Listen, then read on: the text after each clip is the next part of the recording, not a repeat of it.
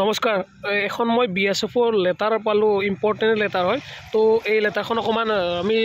discuss কৰিম এতিয়া এই ভিডিঅ'টোত বাকী মোৰ অডিঅ' একদমেই বেয়া পাব কাৰণ মই গুৱাহাটীৰ পৰা ঘৰলৈ গৈ থকাত মই ৰাস্তাৰ কাষত আছোঁ আৰু লেটাৰখন জাষ্ট পালোঁ কাৰণে ভাবিলোঁ ইম্পৰ্টেণ্ট সেইকাৰণে শ্বেয়াৰ কৰি দিওঁ তো অডিঅ'টো অকণমান এডজাষ্ট কৰিব তো এই লেটাৰখন হৈছে যে এই লেটাৰখন বিএছএফ উধমপুৰ জম্মু কাশ্মীৰৰ ফালৰ পৰা লিখা হৈছে আৰু ইয়াতে কি লিখা হৈছে ছাবজেক্টটো recruitment of constable GD in BSF through SSC 2022 verification of residential certificate suspected candidates cancellation of কেণ্ডিডেটছৰ তো ইয়াতে কি লৈছে যে SSCৰ দ্বাৰাই এজন 2022ত বিএছএফত চাকৰি লোৱাৰ PRCখন তোমাৰ সাসপেক্টেড আছিল আৰু তেওঁৰ এপইণ্টমেণ্টটো মানে চাকৰিটো তেওঁৰ গ'ল আৰু এটলিষ্ট এইটোৱে লিখা আছে ইয়াতে অকণমান থুলমূলকৈ যদি মই কৈ দিওঁ এই লেটাৰখন BSF ছত্তীশগড়লৈ লিখিছে BSF উধমপুৰে তো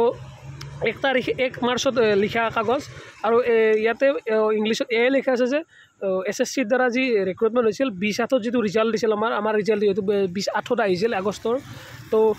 এজন ল'ৰা BSFত জইন কৰিছে ল'ৰাজনৰ ডিটেইলছ বেলেগ পেজত আছে যিটো মই পেজ পোৱা নাই অনলি এইখিনি মই ফটো পালোঁ আৰু তেওঁ BSFত অক্টোবৰত 27 তাৰিখে জইন কৰিছিল আৰু তেওঁৰ PRCখন যিহেতু ফেক পালে আৰু তেওঁৰ